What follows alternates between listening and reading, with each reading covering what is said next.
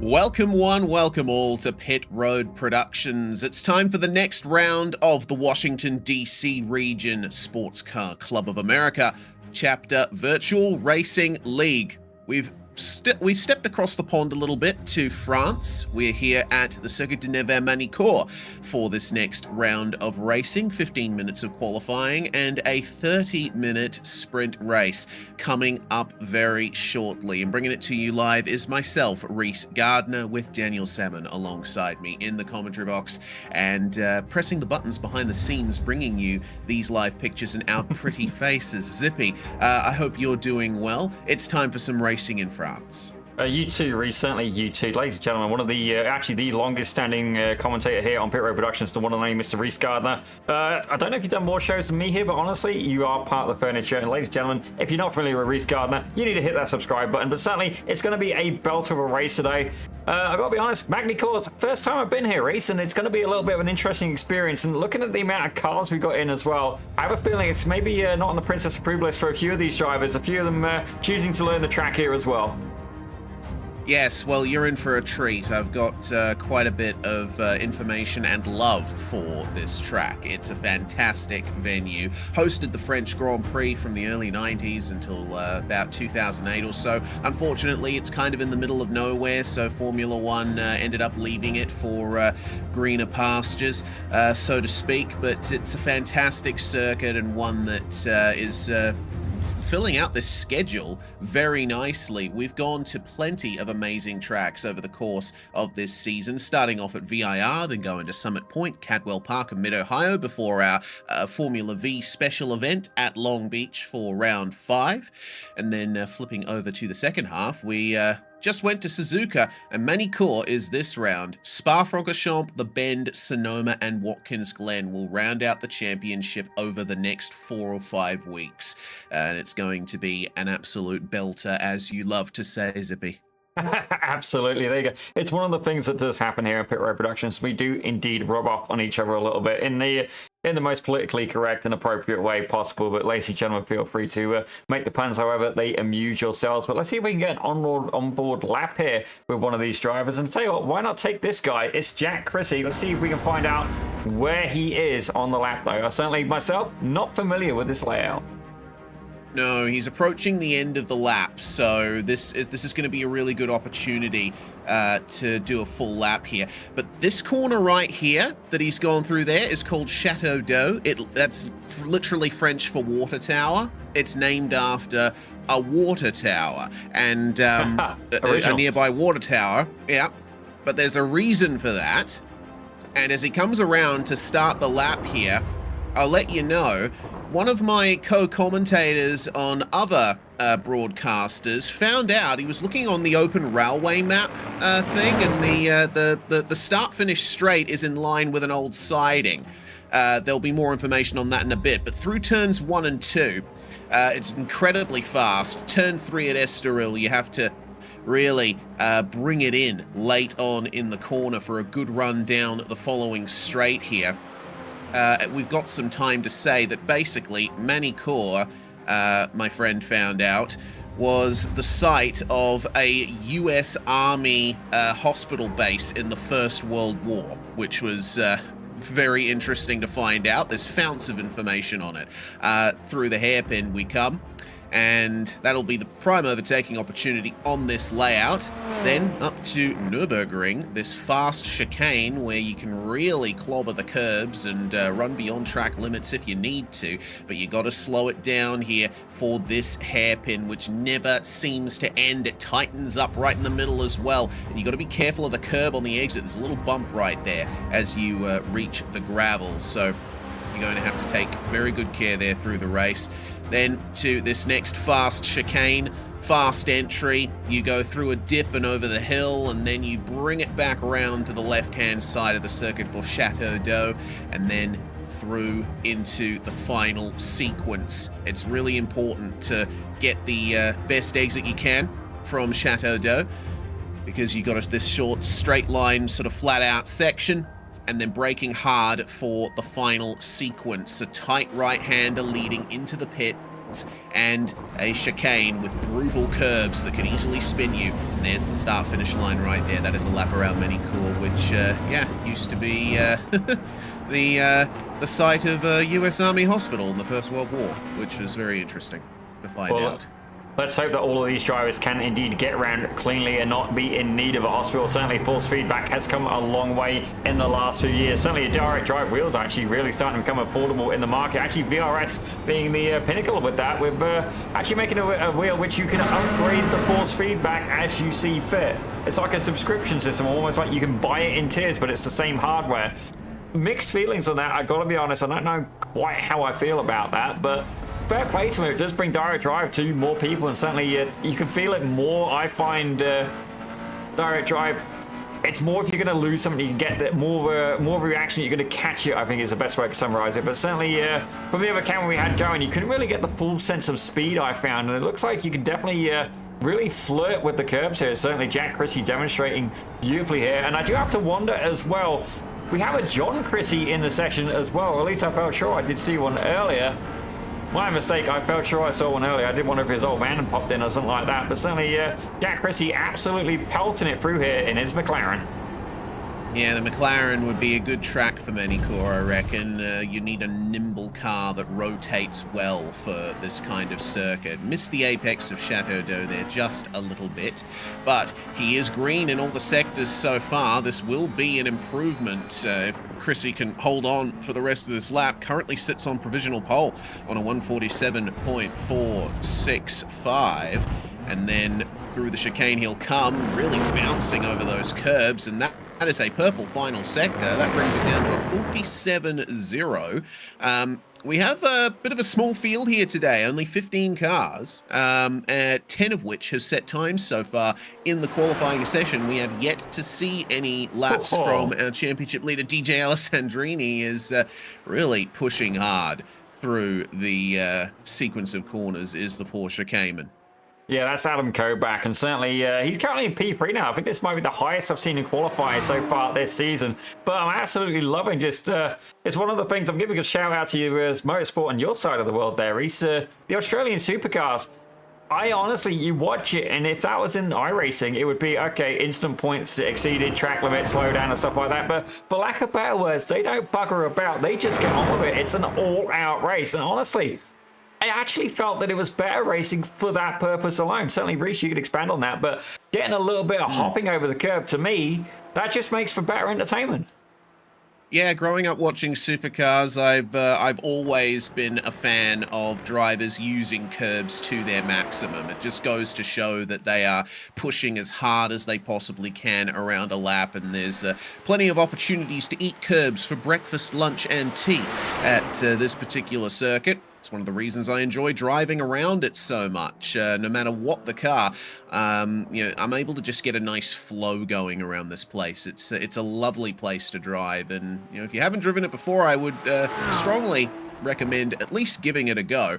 Whether or not you'll be able to make passes around here is another matter entirely. We do have a few hairpins around this layout, but the flowing state of the corners around those hairpins can make it difficult to line up a move. Yeah, certainly, honestly, it's one of the things we never really talk about too much. It's kind of like the rhythm you get from a track, but I can see we definitely got a little bit of support here in the chat for V8 Supercars. We've got Case FC3S. V8 Supercars is legendary, and then Zaralif saying V8 Supercars is such a fun series. We got Mike Leader, who can't join us tonight. He's at a work function and doesn't sound particularly thrilled about it. So by all means, let's give Mike Leader a little bit of love. Don't get me wrong, I don't think it's a dental convention. He is not a dentist, but we still like to make the joke anyway. With that beautiful Listerine BMW, he usually rocks here in WDCR SCCA Virtual Racing League. Absolutely, and well, as we see Adam Kobach come round to complete his final lap here, he will set a 147.8 on that last lap. 147.0. Sorry, it's 147.7. 2/10 off what he can currently run fastest in qualifying. DJ Alessandrini on provisional pole, as we expected. That's going to leave it us about 5 minutes here in qualifying as the final few drivers make some improvements. Ken Housel up to P6 on his final lap, and Kevin Zhu about to complete his second lap. We'll see who ends up getting improvements in this last part of the session. And with 5 minutes to go, Zippy, most of the times being set, I think it's time to give our dues to the supporters of the Washington DC Region SCCA. Of course, local vendors supporting the club in many ways in the real and virtual worlds. OG Racing, the official motorsports safety gear and equipment supplier to the Washington DC region, staffed by racers for racers. OG stocks everything from helmets, driving suits, shoes and gloves, seats, data systems, and top quality brake pads from PFC, Hawk and Paget. With over 35 years of supporting racers, OG Racing has earned a reputation for providing exceptional customer service in the industry, staffed by an expert team that ensures you have the gear you need to go fast and stay safe. Visit their 1,200 square foot warehouse in Sterling, Virginia. I have a sneaky feeling that may be 12,000 because 1,200 square feet ain't that big. I got a feeling these guys are indeed packing a bit more. Whoever does WDCR can. Let's verify that, see if they got an even bigger warehouse, because honestly, 12,000 square feet, I reckon I could fit that in my trunk, ladies and gentlemen. Anyway, let's try this again. Since 1976, Radial Tire Company has proudly served the DC area, providing quality tires and exceptional service. Renowned as the premier specialist in hard-to-find performance tires and wheel applications, they stock tires from top manufacturers ranging from trucks to sports cars and racing machines. Their mission is to maximize your vehicle's potential on the road and the track. Ladies and gentlemen, best bang for buck if you want to go fast, has and always will be tires. Radial Motorsport. For over 30 years, RP Performance has been at the heart of racing as a neighbour to Summit Point and standing out as the premier race car shop specialising in street and track Mazdas. In addition to track support and transport, RP is a full-service shop, helping drivers with their racing and other track event needs. Known for their helpful attitude, RP works diligently to get cars back on track, ensuring positive experience for all at all Summit Point events. RP has accrued many wins and championships as well within various classes, under the RP Performance banner. Check them out. Absolutely. As we take a look at Belmont Classic Cars, ladies and gentlemen, it's a family-owned dealership located in Eastern Ohio, specializing in classic American muscle cars from the 1960s and 1970s. They pride themselves on selling iconic rides and offer only cars they would want to add to their collection. Certainly, I think they've got a more popular taste than I do, ladies and gentlemen. I like Volvos. What can I say? Established in 2017, the owners, Andy and Dana Mistak, inherited their passion for cars from their fathers. Avid vehicle enthusiasts of Chevy and Ford vehicles. Outside of the family business, the entire family has been involved in racing from motocross, trophy trucks, and their new endeavor of road racing. Honestly, would love to see a picture of some of their antics, ladies and gentlemen, as we head over to our final sponsor of the evening, Grand Touring. Yes, last but not least, Grand Touring Enterprises is an internationally recognized full-service classic automotive facility located in Frederick, Maryland, with a mission of keeping legends in motion. Their commitment to classic vehicles spans service, restoration, secure climate-controlled storage, sales, and consignment. Grand Touring also offers full collection-level consultation and management services alongside concours-level detailing. Their focus is on preserving the history and prestige of these vehicles and ensuring that the driving experience is equally spectacular and authentic. Big thank you to everybody on the sponsor and supporter roster here for the WDCR SCCA chapter. And it looks like we're about to reach the end of qualifying here. We've had one driver who has completed all 4 of their qualifying laps but has not set a single valid time. And unfortunately, we might have to put him on blast a little. Wojtek Hajdacek, Wally, not quite keeping it on the track, mate. Well, fair play. Wally exploring an alternate line there as he is rocking that beautiful Porsche Cayman GT4. Honestly, out of the GT4s, I think that's the one I would take to the most. Don't get me wrong, I've not driven all of them, but the Cayman, it's a little bit of a love and hate relationship. I personally, when it's got a good setup, it's wonderful, it's stable, and it is quite nimble as well. But certainly the Mustang seems to be the most potent here, as that wing perhaps needed to be flipped the other way around there, as Wally trying to take a little bit of flight there as he brings it across the line. Yeah, I think he's still learning the track. He's committing out there to more laps, despite his lap count already being complete in qualifying, again with no time on the board. Unfortunately for Wally, it's going to be a back of the grid start, but if he can keep it together and keep it consistent, then he should be able to gain at least a few positions. With that, that is the end of qualifying, and it's just about time to go through the grid. It's going to be a nice short one for this round. DJ Alessandrini on pole with Diego Del Real joining him on the front row, a pairing that we've seen many times before. Jack Chrissy on third. Fantastic job in the McLaren. Starts alongside Raul Iriarte. Adam Kobach and Ken Housel are your third row, with Kevin Zhu and Tala Sadiq on row number 4. Thomas Lathrop and Cooper Van Horn will round out your top 10. Then we have Charles Miller and Jason Rode on row 6. Lewis Alessi, Cameron Guth, and Wojtek Hajdacek will round out our field here. And this is going to be an interesting one for sure. The formation lap around Magny Cours is going to be a very good opportunity to suss out the conditions, so to speak. I'm just double checking the track temperature. Oof, it's pretty high, 47 degrees Celsius. That is above 110 Fahrenheit, which is not fun. Yeah, that's a little bit cushy. Yeah, no, it's this is one of the things where honestly a lot of people almost knock the sim in some ways because they're like, okay, I just want to go out and do it in real life. Well, I don't know about you, Reese. I don't like the heat that much, and honestly, the idea of being in a car in that kind of temperature, everybody's all about, oh, I'm deleting air conditioning, I'm going to go faster. You know what? If you do something like bracket racing like we have here in Atlantic Canada, screw that. I'm keeping the air conditioning. I'm going to be cool, calm, and collected. Well, I'm going to be cool in the behind the wheel of the seat of the race car, and by doing that, I'm going to be more comfortable. I'm going to be more enjoyable, and I'm actually going to be a better driver because I'm not going to be focused about, okay, don't pass out, just try and drink as much water and then have the urge to pee.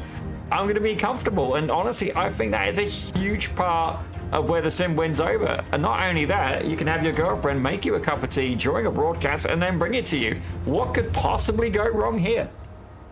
Yeah, absolutely. I haven't tried that yet, but I will try it at some point and let you know the results. So we're out here on the formation lap now, through turns 1, 2, and 3. A very fast start to the lap at Magny Cours.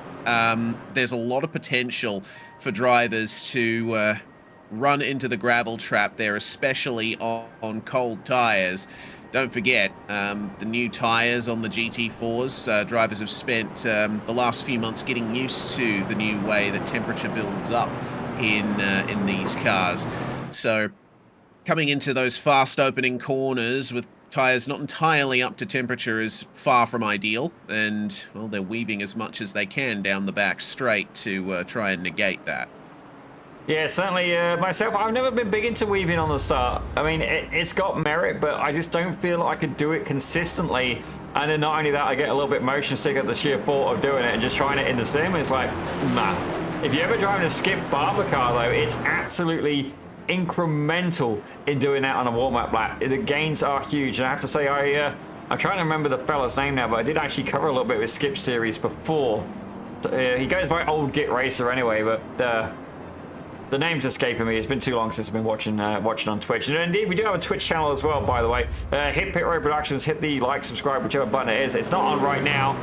It's not the most popular platform. You guys are all on YouTube, and I'm very much okay with that. But we would indeed like to try and expand our reach. So if you get the urge, got a Twitch account, by all means hit that. But yeah, I'm hearing a lot of love for cool shirts as well in the chat. Yeah, indeed we are. You're going to need a cool shirt to survive. Evidently, the middle of summer here in virtual France. Sim date is July the 12th. So we're technically racing in the distant past here. Yeah, that's smack dab in the middle of summer, which explains the high track temperature. It's 29 degrees air temperature in Celsius. So that's temperatures that I'm very familiar with at the moment. We're just getting into summer here in Australia, and it's starting to warm up again. And I'm looking forward to big sarcasm. I'm really looking forward to having multiple days over 40 degrees Celsius in December. Christmas, we tend to stay inside, not because it's too cold and we're snowed in, but because it's too hot and we're gonna melt. Yeah, certainly. I literally just bought a set of studded winter tires and I've got to put them on the car tomorrow. So, yeah, and then ironically, I then bought another car and my girlfriend's going to give me a spare set of winter tires she's got, so I don't even need the studded tires anymore. So, ladies and gentlemen, welcome to my poor life choices and finances, but we'll see. I've got a little bit of a problem, ladies and gentlemen. It's called poor financial decisions when it comes to automotive. So please don't penalize me for that. But I think in this audience, we should be all right. But we are indeed about ready to get this race underway. DJ Alessandrini is going to be leading us off. Reese, are you ready for this? Because I'm certainly looking forward to it. What an absolute beauty of a track here as DJ Alessandrini brings it across the line. Looks like a gentleman's agreement between the drivers to start single file. Very difficult to maintain a double file through that chicane on a rolling start. Alessandrini leads the way into turn 1, and we have a nice orderly getaway from everybody, which is great to see. And we're going to get this race on right now. Charles Miller trying his best to hit that apex of turn 3 at Estoril. You can use an awful lot of the curb there to get yourself a run onto the straight. Looks like Adam Kobach under pressure now from Ken Housel, who is going to be on the racing line and braking ultra deep into the Adelaide hairpin, but the move is not going to be on just yet. For the moment, we see that the Cayman isn't accelerating quite as hard out of the hairpin here. Battle is on for P5. Can Housel make it side-by-side through the Nürburgring chicane? Not quite. Really get a sense of the size difference between these cars as they make their way halfway around this lap.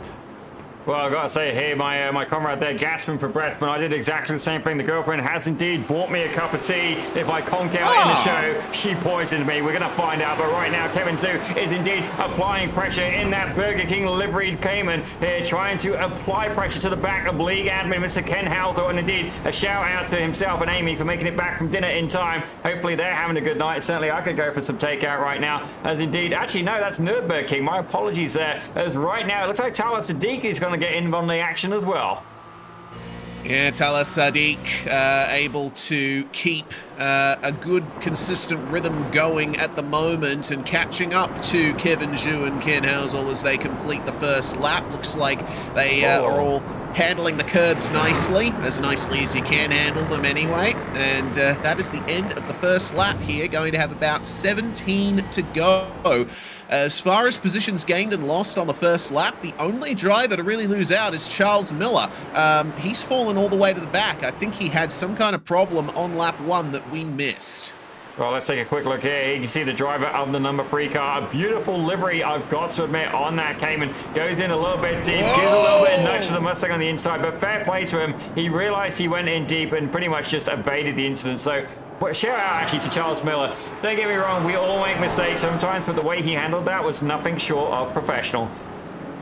Yeah, absolutely. If you end up making a mistake in a braking zone, that's exactly what you need to do. So, yeah, big shout out, Charles, for keeping it safe and allowing everyone else to continue on with their race.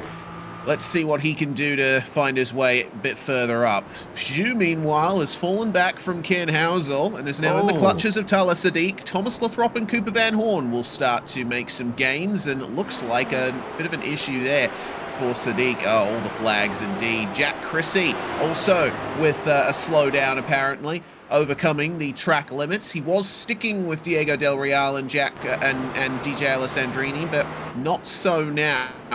And now Cooper Van Horn sees the chance to go for the move at Chateau d'Eau. Such a slow corner that the Mustang lumbers through, but he makes the move, and he's up into 9th. Yeah, that all-American Stang absolutely looking fantastic there, but we must have had 4 drivers lit up with a slowdown there, obviously flirting with the track limits. It's fair to say that it slapped back, ladies and gentlemen. Indeed, a few drivers are able to capitalize on that. As I say that, it looks like Wally's just made it up with a... Oh, dear! Oh. That's not exactly how we wanted to see that. What's going on here? Cameron Goof and Wally Heiticek involved in an incident. So, Cameron Goof was the car ahead. See Heiticek behind him. And into the corner we come. Oh dear, that's very deep there from Wally. I don't think he was going to make the apex there. Cameron Guth did nothing wrong there as far as I'm concerned. Maybe he was a little bit earlier on the brakes than Wally anticipated, but at the same time, you don't really want to see that. Fortunately, it looks like they're both still rolling, so we should be able to get them both at the finish. Yeah, hopefully so. Reece, just take a quick look at your camera a second to see which mug she bought me. Opening up Ninja. Okay. I don't think I can repeat that on the broadcast. You can't. No. I'm trying to think of something that rhymes with it as well, and nothing's coming out clean. No. Yeah, I've got a nice cat mug, so that's that's. I've got one that's safe to show on the stream at least. But anyway, tell us. Are you ready? Hang on. You ready? Am I? There you go. There we go. All right, let's get back to the racing. Taylor Sadiq in P10 now, having lost out thanks to that slowdown, really showing that he has the pace to get back past Cooper Van Horn. I almost mixed up the k and the p sounds on that name. Let's see if Sadiq will be able to make any gains here in the final sector. The exit of this final chicane is one of the most important parts of this circuit. If you can ride those curbs properly and get the right line out of the corner, you'll make huge gains down the start-finish straight. Problem is, you come up to turn 1 and 2 first, and they are very open, almost flat-out corners. So, yeah, it's going to be difficult to make a move. You're going to have to wait until the hairpin. Yeah, honestly, I think I may have to drive this track later, Reece. It looks like an absolute belter. It's certainly starting to warm over to me, as it looks like we've got something happening further up in the field. Jack Chrissy there, maybe having a connection issue, having a quick look in, but for a second there, we had a little bit of action at the front of the pack. But right now, closest battle going on is indeed between the Ford Mustang of Cooper Van Horn and Tyler Sadiq, who's currently down 2 positions in that Cayman GT4. There we go then, a bit of a straighter exit for Tyler Sadiq as he tries to build up some momentum here.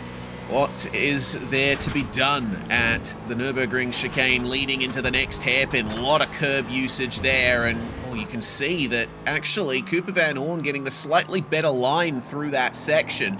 He is late apexing it, so Sadiq catches up to him on the way into the hairpin, but on the exit, Van Horn will maintain the momentum. Sometimes it's faster to not use the curbs as much. We've got a car that's towed back to the pits meanwhile, Jason Rode, unfortunately, and the number 51 has come a cropper somehow.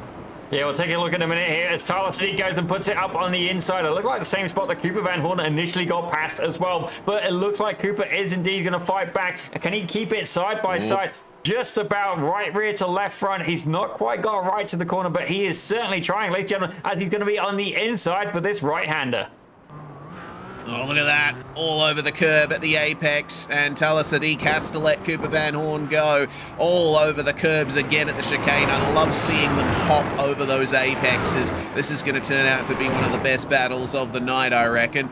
Meanwhile, Lewis Alessi involved with Wally Heidechek and Charles Miller.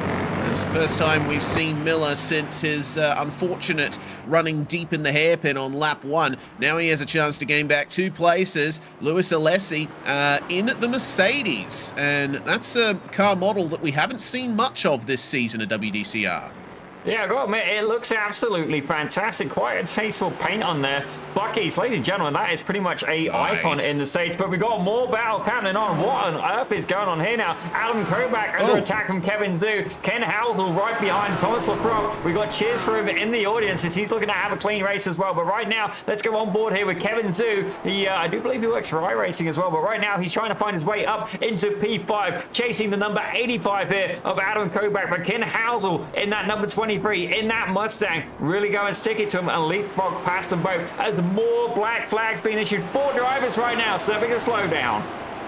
Oh, that's Zhu, that's Taylor Sadiq, Cooper Van Horn, and Charles Miller, all having gone over the track limits there. Van Horn getting back past Sadiq. They're side by side through this fast chicane, but they're both trying their best to get back up to speed. Plenty of room being left there by Taylor Sadiq, but look at the way he translates it into a great run out of the corner. He was all the way over on the left side white line. I have no idea how he managed to get such a good exit. Well, I gotta say, fair play to Zaralev. He has gone and completed his to-do list. He's got a cold bit acquired. Let's go Kovac. That is a good list. I certainly support that as these guys absolutely hop it over the gun again. Cooper Van Horn runs a little bit wide now. Is this going to be an opportunity here for Tyler Sadiq? It looked like he gained a little bit, but not enough to make a move there as they head down towards turn 1. Yeah, see, what happened there for Cooper Van Horn is what can go wrong when you try to monster the curbs in that final chicane. It's very easy to have the car sort of bounce and pogo off those corners. You've got to nail the line through it every single time. That looks like it's a little bit deep there for Luis Alessi, but he keeps it on the black stuff, and he'll maintain the exit very nicely. The Mercedes is my main GT4 car, and I really love it. It's a perfect all-rounder, turns pretty nicely as well. I'm surprised that more drivers in this league don't use it. But for the moment, Luis Alessi flying that flag for the three-pointed star. Flying the flag for the big horse is Cooper Van Horn here, and he has got Tyler Sadiq right on the back of him still, even after everything that's gone on. This is turning into quite the intense race between them, and we've only just passed the first 10 minutes of the race.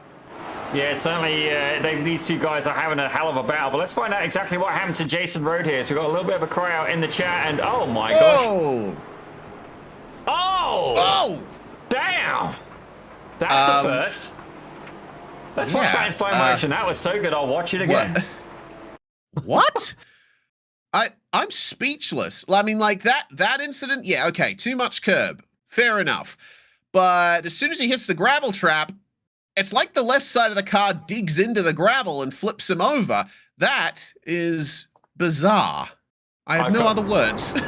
I gotta be honest, that is the wreck of the season here for WDCR, as it looks like Adam Kovac now. He's got cheerleaders in the chat, but it's not going to help him out there on the track as Kevin Zhu has managed to find his way by. Let's take a quick look at that replay here in just a few minutes, but firstly, let's see if indeed Kovac can fight back.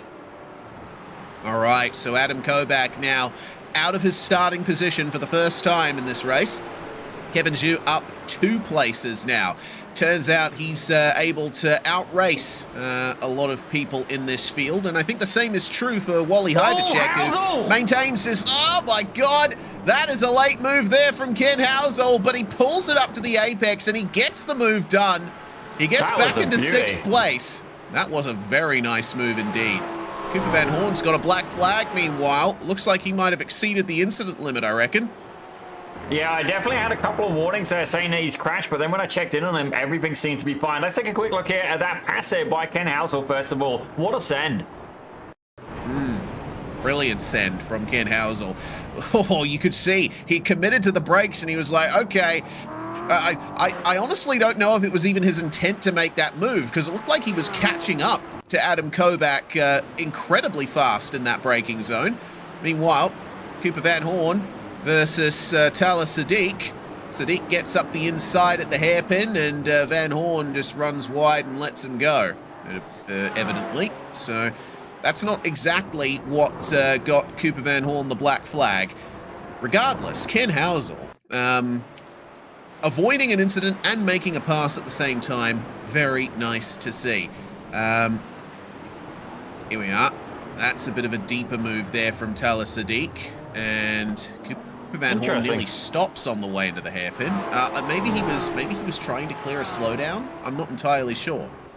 Yeah, he's been flagged a couple of times as having a crash warning, and it's picking up a slow thing of speed. Not knocking you there, Cooper. Just trying to figure out what exactly indeed happened to your race. But right now, the closest battle we got going on is indeed between Adam Kovac here and indeed Ken Housel, about 7/10 of a second. Kevin Zhu now, he has managed to pull away about 9/10 of a second. If he can really get the legs on these guys, I do have to wonder, can he find the pace to catch up with Uriarte? Because realistically, the top guys, they're doing in the 46 range, 47s, like low 47s. Kevin Zhu last time around was a 48.2, so he's going to have to find a little bit more now. Saying that, best lap, he's pretty much comparable to Rory Uriarte, who's currently there in P4.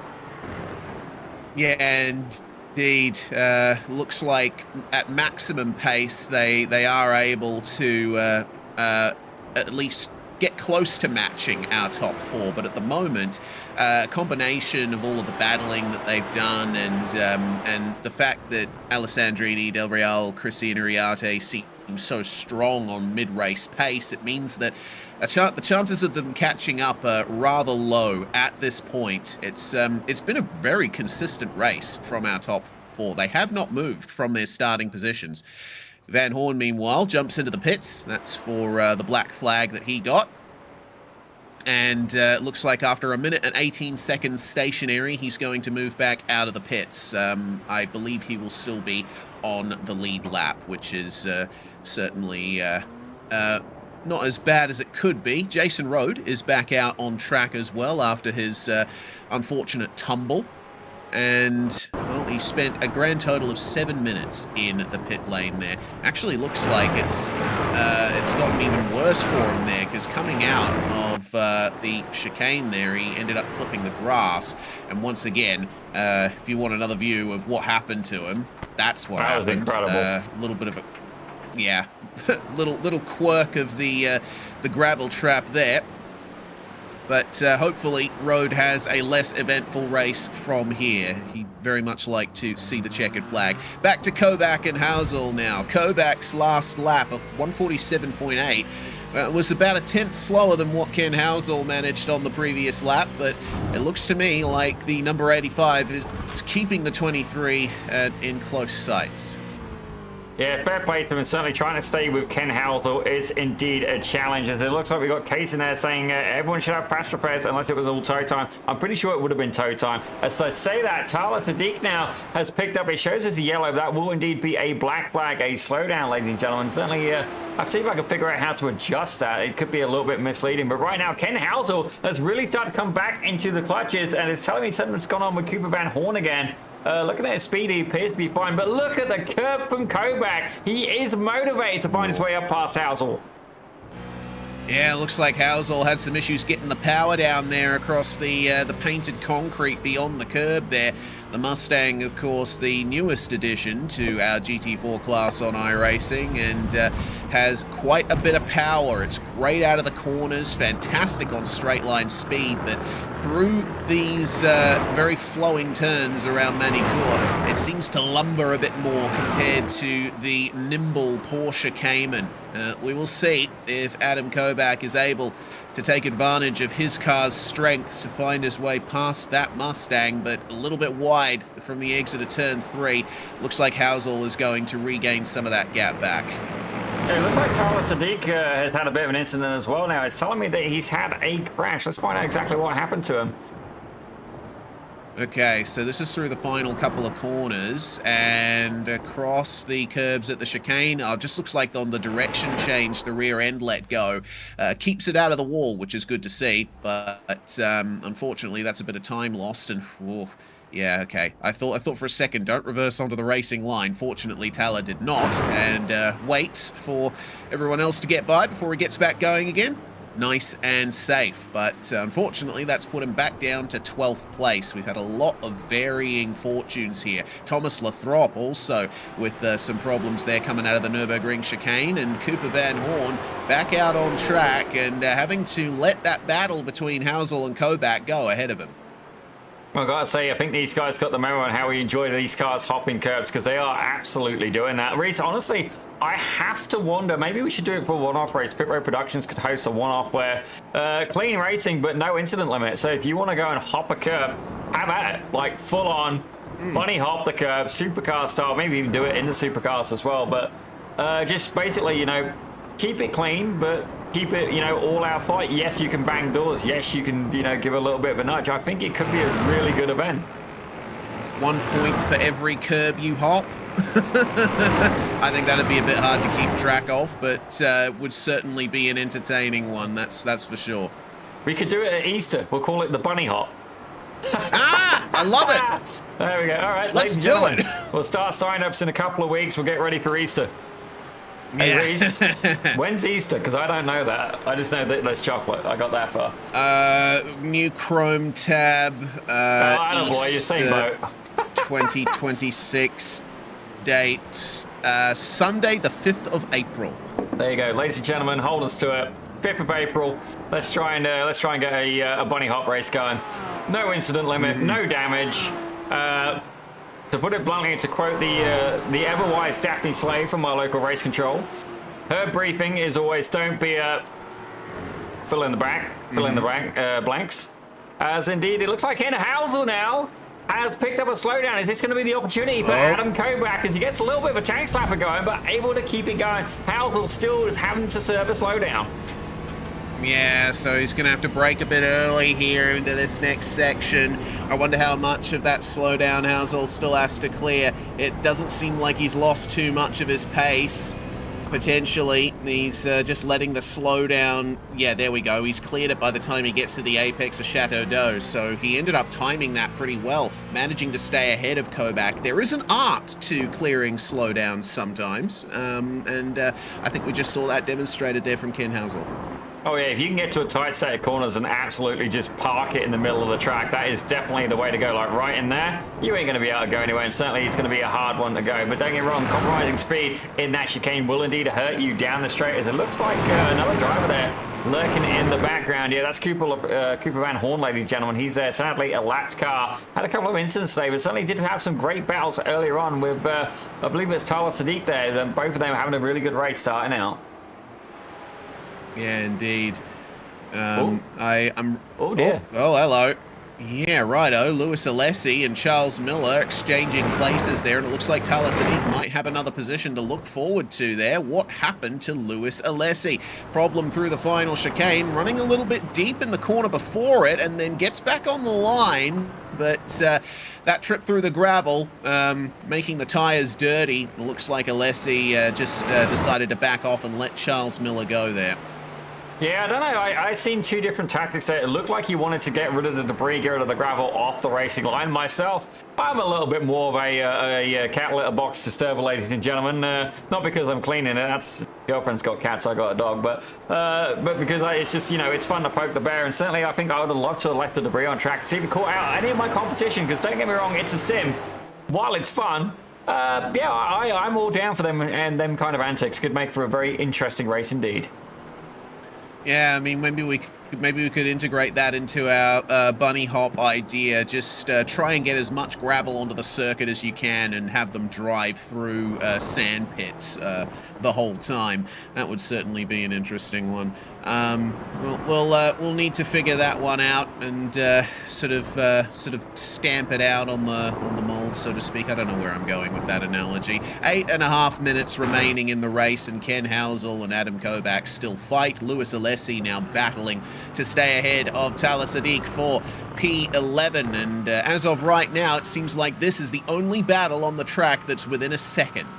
Yeah, it looks like these two guys are going to have a lot of fun, to be honest. Both of them have a little bit of an up and down day there. As Tyler Sadiq currently down 4 spots, got an absolutely blistering exit from there, but nowhere to go. You see a beautiful bit of curb up. Are we going to see a move going down into turn 1? No one's tried it yet, but that doesn't mean it's not going to be a first hit, as you see Tyler lifting off there, trying to go into turn 1 as I thought he was going wide for a second there, but certainly applying a lot of pressure to the back here, the number 43 AMG of Lewis Alessi.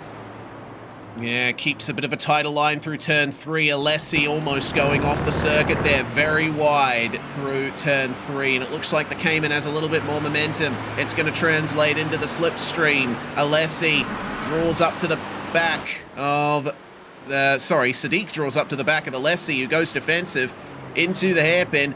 A little bit deeper on the brakes. Too deep. And that is very wide for Tyler Sadiq, but the momentum is there again. Oh, it's a frustrating part of the circuit to get a good run on your rival. You know, ideally you want to get past them into the hairpin because it's so difficult to make a move through the Nürburgring chicane. Yeah, certainly these two guys are indeed trying. I have a feeling, maybe you'd pass some comment on this, but I feel this would be a good track for the students over at the Almeida Racing Academy. It looks like it's a great encourager for doing doing an over-under technique. Yeah, I think there's a lot of ways that you can make this circuit into a learning tool for setting up moves through fast flicks. Problem? So, yep, it looks like Ken Howell will just have to serve a slowdown, and as a result, it looks like Adam Kobach may indeed be back in it, but I've got to say, on pace, last lap, Kobach was about 0.2 of a second quicker. Don't get me wrong, that could just be the slowdown, but even if you look at the best lap, Kobach has got Housel beat. So are we going to see this battle start to develop a little bit more now? We've got the tyres, we've got Case in the chat there saying the tyres are getting a little bit hard. As Charles Miller now picking up a slowdown as well. Again, unfortunate for Charles Miller. Honestly, that section of green painted concrete down the start-finish straight, you can use all of that, basically. As long as you're keeping 2 wheels on the curb, it's totally fine, and that really widens the entry to turn 1. You're going to be seeing a lot of the faster drivers using that line and really pushing the limits. Alessi, meanwhile, trying to make his way back past Taylor Sadiq, and Charles Miller not too far ahead of them. Meanwhile, things are starting to get a bit close here between Raul Iriarte and Kevin Zhu. It looks like Iriarte might have lost a lot of time on this lap. Either that or Zhu has been chipping away at that gap this whole time and we haven't realized.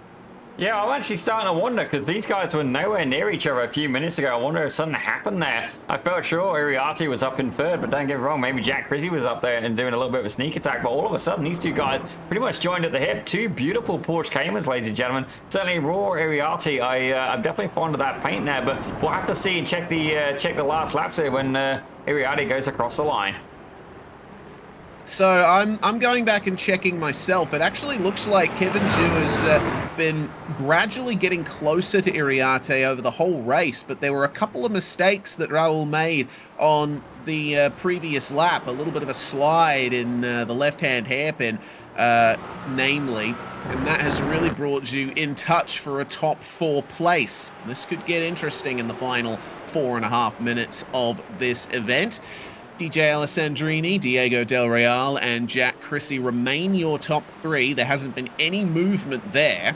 And Alessandrini's gap now over 6 seconds. It's a pretty typical race for DJ Alessandrini there. And Charles Miller now sees Taylor Sadiq creeping ever closer. It seems they both left Luis Alessi behind for now, so a few more battles to work out between these drivers. Still got to keep an eye on Ken Housel and Adam Kobach as well for P6.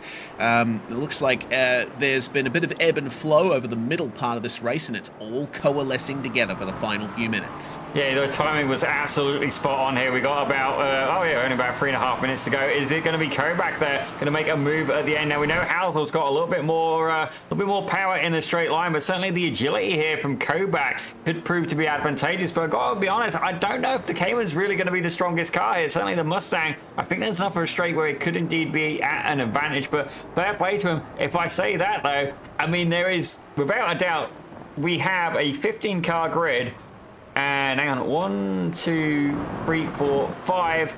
10 of them are Porsches, ladies and gentlemen, so it's fair to say that the money is indeed on the German automaker in this case.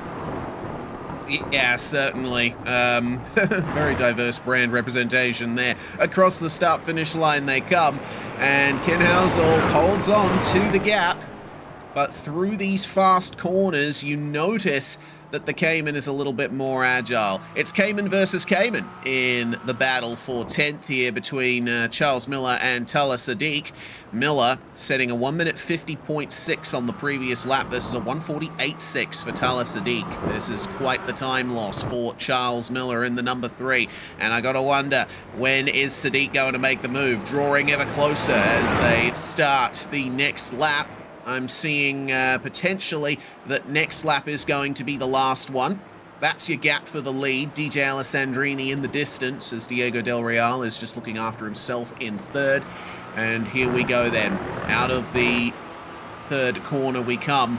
And Taylor Sadiq picks up a little bit of slipstream off of Charles Miller, already having a look up the inside as they make their way to the Adelaide hairpin. Look at the momentum from the white car. Is he going to go for the dive? Not quite. No opportunity there, but you see that Miller is taking it a bit easier into the corner and out of it as well, because Sadiq lines up the move. They're going to be side by side into the Nürburgring chicane. Is Miller going to yield on the way into this corner? Is he going to stick his nose in it? Sort of half and half there. He didn't let Sadiq get away with it, but still, Taylor is through.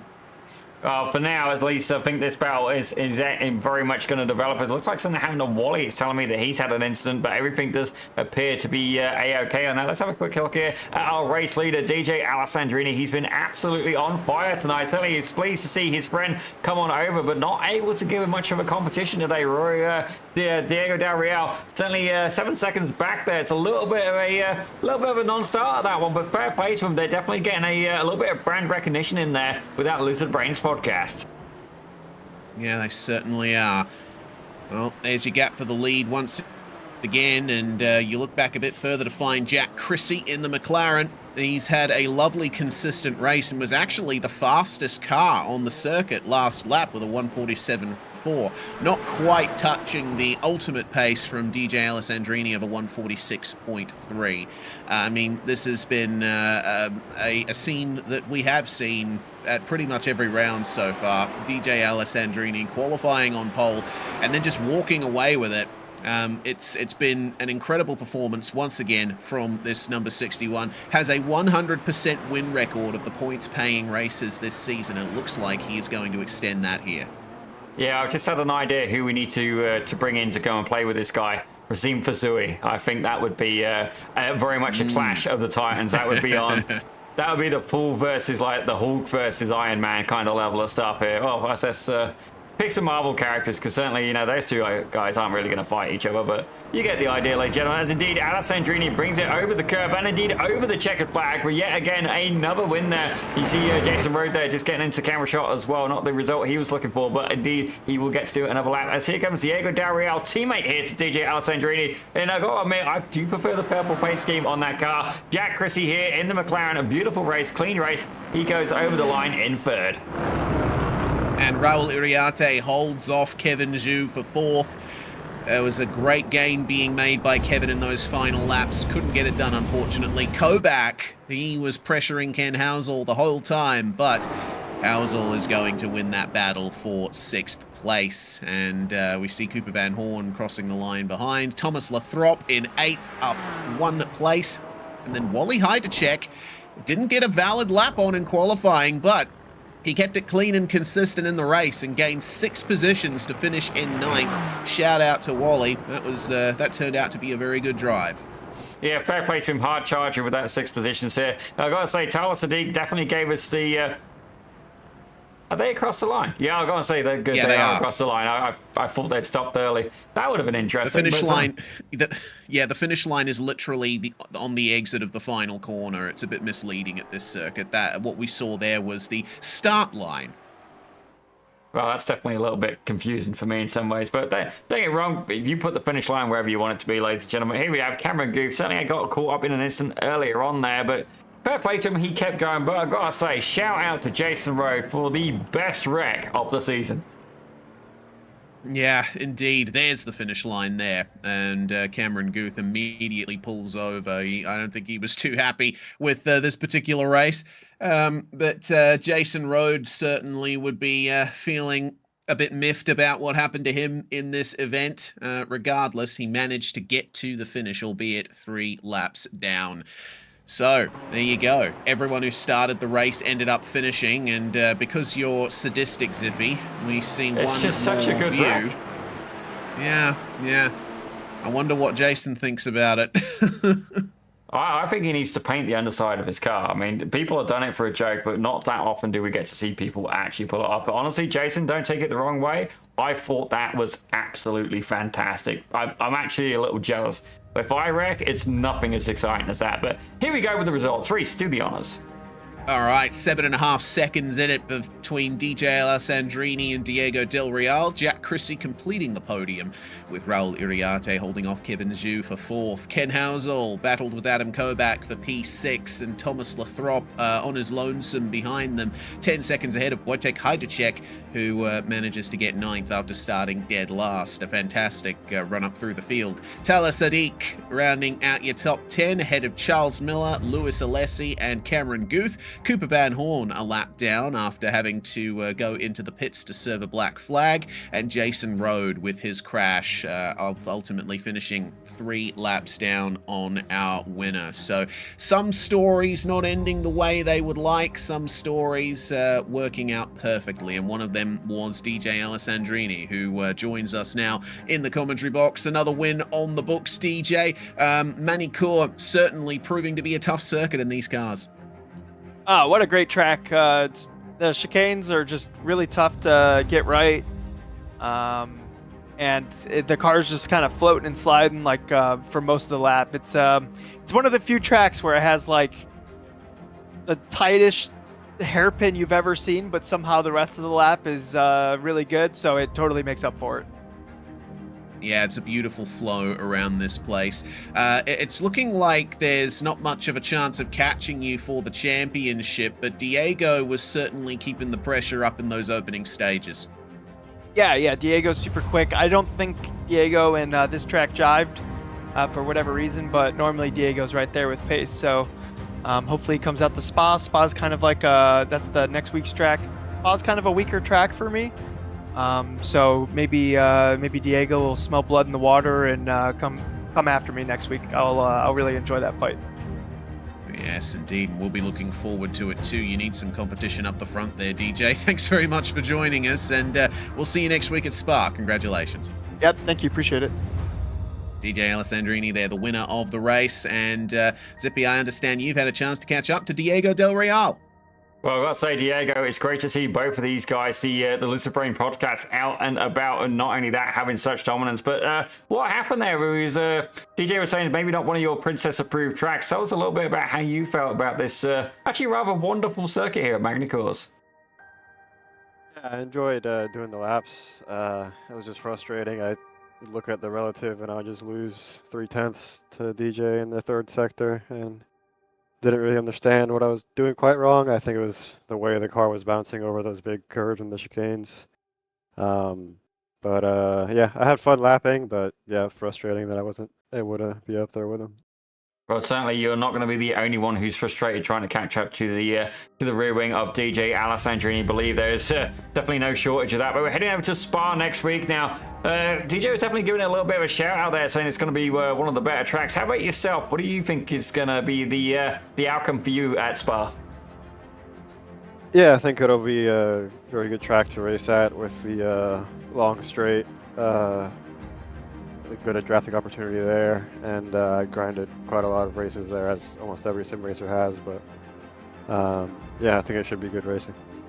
Well, we are certainly looking forward to it. Diego, before we let you go, is there anybody you'd like to shout out for today's performance? Yeah, I'd like to shout out my mom for raising me well, and yeah, thank you. Well, fair play to him. Ladies and gentlemen, driver of the number 22 car for Lizard Brains podcast, Mr. Diego Del Real. Fantastic job from Diego there. A nice consistent drive to second, and it looks like that's all the drivers we're going to be able to talk to here, Zippy. I see no sign of Jack Chrissy, so we'll just say, Jack, if you're watching, congratulations, and hopefully that run of podiums continues when we go to Spa next week, Zippy. Oh, that is on the Princess approved list for sure for just about every sim racer out there.